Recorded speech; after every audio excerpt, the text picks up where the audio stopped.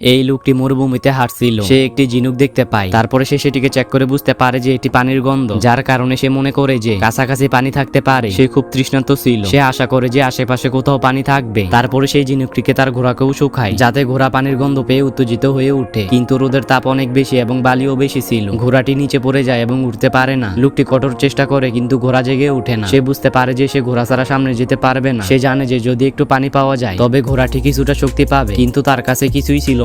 অবশেষে সে তার ঘোড়াটিকে কষ্ট পেতে দেখে সে তাকে গুলি করে দেয়। এখন লোকটি একা পানি অনুসন্ধানে বেরিয়ে আসে। এরপরে বিকেল হয়ে ওঠে আর সূর্য অনেক শক্তিশালী হয়। হাঁটার সময় রক্ত তার নাক দিয়ে বেরিয়ে আসতে শুরু করে, কিন্তু তবুও সে হাল ছাড়ে না, কারণ সে আরো পানি দেখে। সে হাঁটতে হাঁটতে পানির কাছে যাচ্ছে, কিন্তু সে জানে না যে এটি পানি নয়, কেবল বালি ছিল। এটি কেবল তার চোখের বেলকি ছিল। সে খুবই দুর্বল হয়ে যায়, কিন্তু তারপরে সে দূর থেকে একটি শক্তিশালী আলো দেখে। সে সাহস করে সেখানে গিয়ে দেখে যে একটি বড় তাঁবু আছে। সে আস্তে আস্তে হেঁটে যায় এবং নিজেকে রক্ষা করার জন্য একটি ছুরি বের করে। ভিতরে গিয়ে সে দেখতে পায় যে একটি পানির ব্যাগ ঝুলছে। সে দ্রুত সেখানে পৌঁছে পানি পান করার চেষ্টা করে, কিন্তু পানির ব্যাগ অনেক শক্ত ছিল। তারপরে সে একটি ছুরি দিয়ে ছিদ্র করে পানি পান করা শুরু করে। সে অনেক বেশি তৃষ্ণার্ত ছিল, যার কারণে সে পাগলের মতো পানি খেতে শুরু করে।